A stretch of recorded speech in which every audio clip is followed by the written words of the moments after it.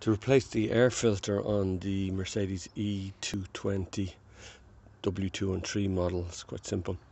Just remove this cover here after you've removed the full engine cover, and this looks like a computer type assembly here. What you do is you remove these clips that are here, you get a screwdriver in there and just press them off. There's another one in here and another one down there, so there's 3 on this side and there's 3 on the other side here. One there, one in there, one here. Then lift up the assembly, pull out the old one. As you can see, it's quite dusty.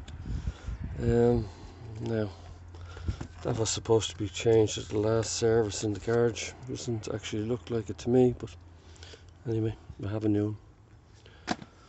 So just pop the new one back in there. So that's simple as that. And then just tighten up the clamps. You can actually loosen these 2 clamps here as well. It'll give you a little bit more flexibility. Okay, that's it.